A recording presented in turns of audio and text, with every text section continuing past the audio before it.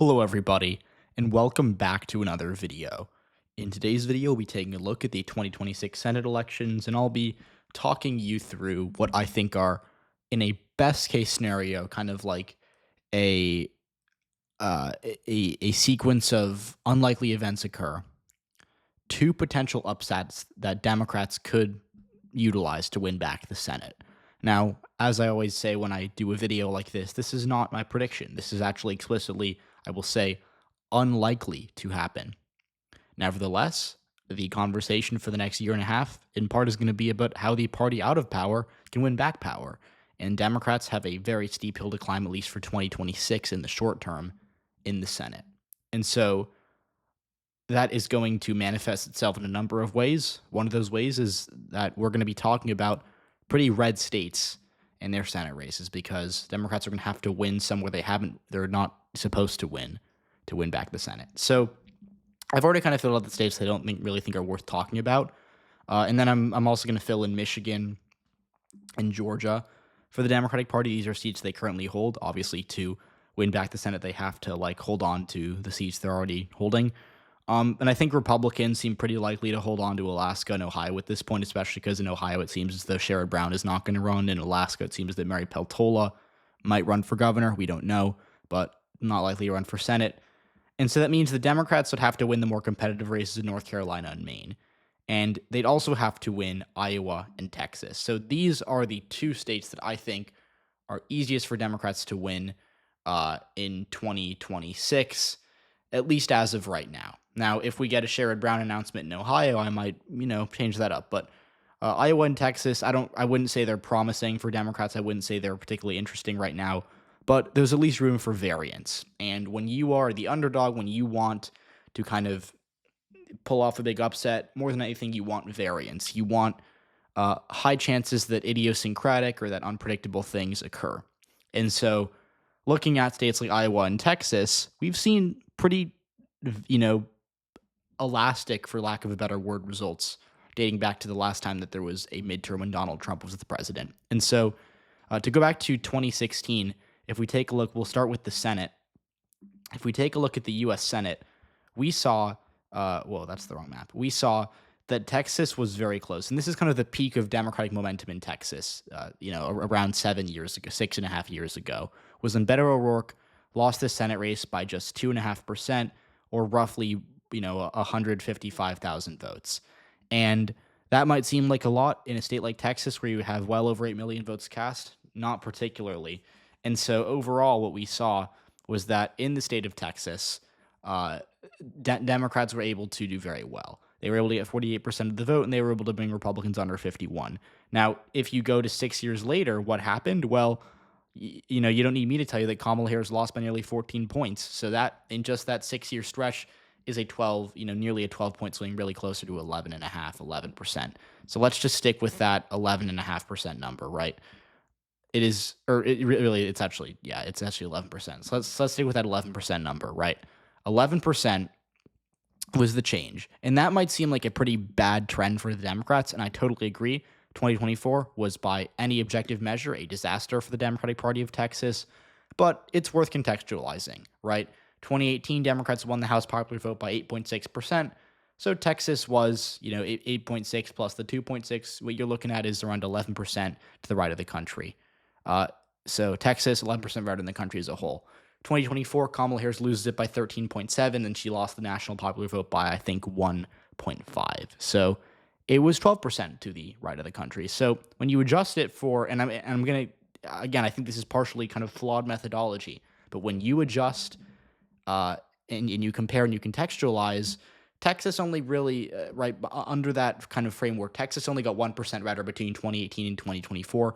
And the argument that a lot of people would make is that Texas obviously got redder, but that was the prerequisite to that happening was that the country got redder. The country went from being favoring Democrats by 8.5% to Republicans by 1.5%, or Trump by 1.5%. And so that obviously drove the shift in large part. The national environment, especially in presidential elections, is really impactful. Trump deserves a ton of credit for what he was able to do nationally with being able to be the first Republican to win the popular vote since George W. Bush in 2004, right?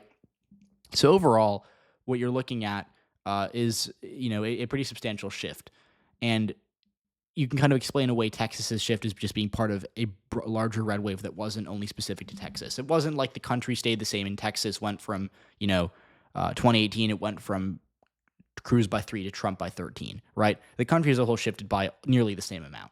And so that, I think there's a larger debate to be had about, the trend of Texas, right? Obviously, Democrats are not in a winning position here as of right now. And I think you can talk about whether or not Democrats really have the math to win, given the fact that they're just losing voters here. But I think that it's not. I don't want to say devil's advocate, but if we're playing kind of like, or trying to make this interesting, we could say that Texas is pretty clearly an elastic state, an elastic state, not inelastic, an elastic state. And we saw in 2018, it voted for Cruz by 2.5. It voted for Trump by 5.5 in 2020, and then in 2024 you have a 13-point victory. So the results are all over the place, and it isn't really like a state like I don't know, like maybe Michigan, where federal election results, the best result for Democrats was I think a 6-point win in 2018, and then Republicans won it by I think 1.7 in 2024. So right, there's a bit less variance there, and it's a similar thing in Pennsylvania. 2018 was a blowout, but since 2018, every race in Pennsylvania nationally has been under 5%. So Texas, clearly a lot of elasticity, a lot of room for movement there. And I think you kind of have to go back to 2018 just for a second here to look at this, because obviously this map, especially the southern part of it, is very different from this map. But now what I want to get into is this area right here. And I talk a lot about the suburbs in Texas because I think that they're a little understated. Obviously, everyone knows the suburbs are broadly moving left the past 2 decades, but like these suburbs, there's so many more voters here than there are here, right? But the point that I'm going to make here is that the Democrats had a very bad 2024 in the suburbs of Dallas, and that is why they were able to lose by as much as they did. But 2026, if we get a blue environment, which is kind of like, you have to get a blue environment, you have to get the typical midterm wave to be able to win the Senate back. So we're just going to assume that's happening, or that's likely to happen in this scenario, right? And once you have that kind of like at your back, that gives you momentum. But more importantly, within Texas itself specifically, right, the Republicans might very well run AG Ken Paxton. And that's where we go back to 2018, because in 2018, if we look at the state results here, Ken Paxton, this was at the kind of more, he was less known at this time, but this was, he was the attorney general. He did not do well at all in 2018. And as you can see, he won by 3.5%, right? 1% more than Ted Cruz did, give him credit. But against a very underfunded, lesser-known Democrat. And in 2022, he underperformed, I think, Greg Abbott by 3 or 4 or 5 points. So Ken Paxton, not a very good candidate, even in his 2018 AG race when he was less unpopular, I would say, and was running against a lesser-known Democrat. He still did not do particularly well. This is not an impressive performance. And again, he did worse than Dan Patrick, who was running for lieutenant governor, and he did worse than Greg Abbott, obviously, is running for governor. And then you look at some of the other row offices, if they'll show them, right, like comptroller, agricultural commissioner. These are obviously, very small elections, not to take away from the significance, but right, these are very relative to other elections. They get so little attention, but you can see that these are results that are significantly better for Republicans than what Paxton pulled off here. And Paxton, like I said, he's gotten less popular since then. He's probably the most right-wing Republican who's held statewide office in Texas. He's controversial as a result of that. I think there's a lot of people who voted for Trump in 2024 who are not the biggest fans of Ken Paxton. And in 2022, a lot of people who voted for Greg Abbott were not big fans of Ken Paxton because there were, hundreds of thousands of people who voted for Greg Abbott but did not vote for Ken Paxton. So he's running primary challenge John Cornyn, who is the incumbent Republican. And Paxton, in the limited polling we have, does pretty well. I'm not going to get into that too much because it's way too early for that, but I think that Paxton, it's not unrealistic to expect that he'd be the nominee for the Republicans in Texas, especially if Trump endorsed him, which is possible. So what does that mean? Well, just swinging Texas back, right? Say it's the same as 2024, where it's 12% to the right of the country. That means that if 2026 is as blue as 2018 was nationally, that would be about a 3.5-point victory for generic Republican versus generic Democrat. But if Democrats were able to run a good candidate, potentially like Colin Allred, that might be in the works, right?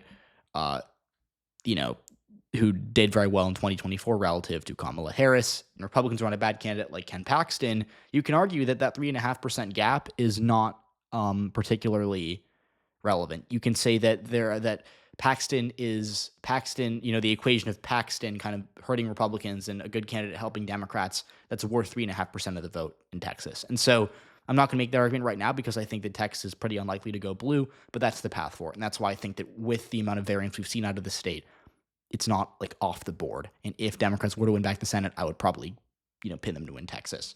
But let's now go to Iowa, which is a very fun state politically because Iowa is, pretty not weird because that has like a negative connotation, but it's very, I guess, interesting, very idiosyncratic, I suppose you could say.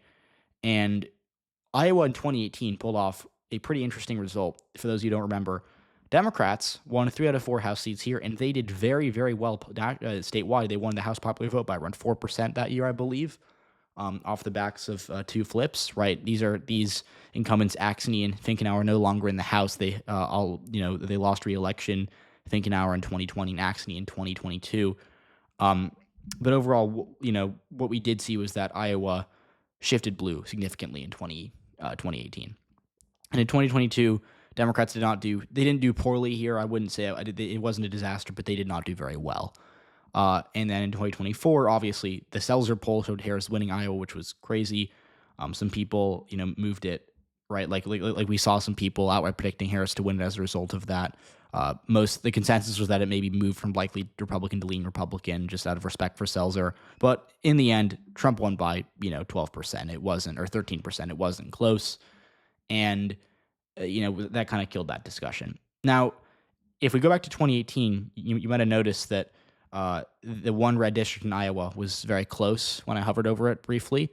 This is a seat that voted for Trump, I think 30% in 2016. So it was, in 2018 it was a Trumpless 30 seat. And the Democrat J.D. Scholten nearly won this seat. Now, obviously J.D. Scholten, we'll talk about him in a second, but Steve King, the Republican, was very unpopular. He was was considered to be a white supremacist. He had a lot of baggage that made a lot of, Republicans not like him.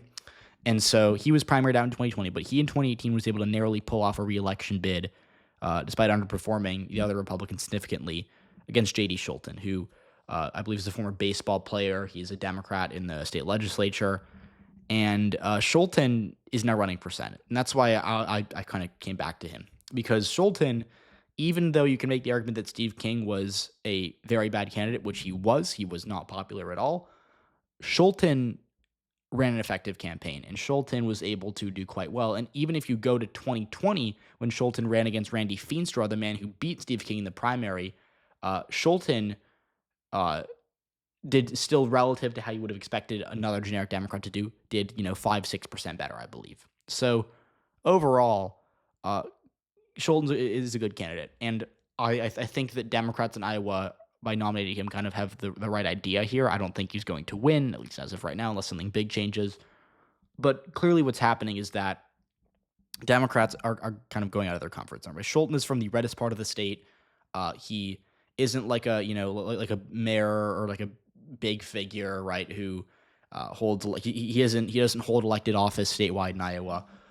And he's not like a huge. I mean, I'd say he's known in Democratic circles in the state, but he isn't like the guy that you'd expect to run, right? This isn't like a coronation. But he's certainly someone that I think can shake things up a little bit, right? Being from the reddest part of the state, having run campaigns, and I don't think he's a superstar, right? I don't think that he's good enough to make me think this is gonna go from being likely Republican to being like a pure toss up, because he hasn't proved that yet. But I think he's a solid candidate, and I think he's gonna get the nomination. And so what does that mean? Well, a couple of things. First of all,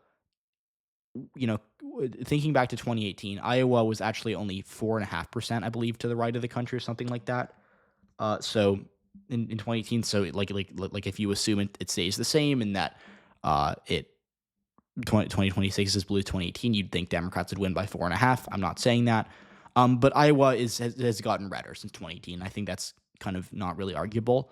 And if you look at 2024, when Harris lost it by 13 and she lost nationally by, right, like 1.6, 1.5, Iowa was 11.5 roughly to the right of the country. So 2018 was 4.5, maybe 5% to the right of the country. 2024 was 11.5. So if you take the 11.5 figure and you give it, and you kind of plug it into our, like, kind of like the Texas exercise where you assume the country is, Democrats win it by 8.6, then Iowa's around 3% in favor of the Republicans. And then you can say, is J.D. Scholten good enough to overcome a 3% deficit against Joni Ernst, who herself is in a bit of trouble right now? Yeah, maybe you could make that argument, but it's tricky to say. Now, the final component of this is, like I said, Joni Ernst. Joni Ernst is the incumbent Republican. She won by around 6% in 2020. She actually, I thought, ran a pretty good campaign that cycle, even though no one talks about it. She was considered to be kind of in toss-up territory on Election Day. She ended up winning by a pretty solid amount, 6%. She did worse than Trump, but, Trump has always been uniquely strong in states like Iowa, especially in the Midwest, and kind of like the, those more conservative, red-leaning states like Indiana, Missouri, Iowa.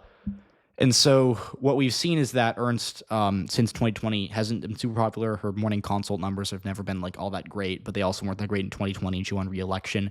But recently, this is important, she kind of had a gaffe at a town hall where she was being asked about healthcare, and she basically said, well, at the end of the day, we're all going to die. And again, I am not here to comment on healthcare policy. That's not my job. I'm also not an expert, so it probably wouldn't do anyone any good. But I do know that from an electoral perspective, saying, eventually we're all going to die isn't a good strategy, right? It isn't. I think if Joni Ernst could go back and take back that moment, she would take it back probably. So, I think objectively not politically advantageous to say that. And, that's going to be coming to a Democratic attack ad near you if you live in Iowa in a year from now. So be on the lookout for that. But more importantly, what I think this reveals is that Ernst isn't. I thought she ran a better than people give her credit, I guess underrated campaign in 2020. But this isn't the first time she had kind of a gaffe like that. And in 2020, she had a debate moment against her Democratic opponent, Teresa Greenfield, where she couldn't remember the price of corn, which is a big deal in Iowa. So, it's just moments like that I think make her a little bit seem vulnerable. I'm skeptical of the Joni Ernst disbelievers just because she won in 2020 despite being essentially tied in the polling and being favored to lose by some. So overall, it's definitely an interesting thing because she certainly isn't doing herself any favors with comments like that, and I think she's attracting kind of J.D. Scholten candidates who who smell weakness and want to exploit it. But at the end of the day, even with our math, right, just assuming Iowa doesn't trend right between 2024 and 2026, and assuming 2026 is as blue as 2018, which is a huge assumption to make and probably isn't going to happen, right, I would still go red by 3%. So, I think that's just kind of a cautionary warning to just be hey, even though I've talked about the path to victory and why Republicans have weaknesses, Democrats need a lot of things to go right for them to win these two states. And so even though I think these are the most likely of the Republican states to flip blue, they're still not that likely. They aren't toss-ups. They aren't even leaned Republican. They're in the likely column right now, and they're going to stay that way until something pretty substantial changes, in my opinion, at least for me to move it. And so those are just my thoughts right now. I wanted to talk about this because I think Texas has been interesting me as of late, and Iowa, J.D. Scholten jumped in that race a few days ago. So let me know what you all think. Let me know what you're expecting in politics these next few weeks. I've gotten a couple of comments asking me to cover New York City. I will do that, of course. It'll be a blast, that primary, as it always is. So again, please, on top of New York City, let me know what you'd like to see, and I'll talk to you all soon.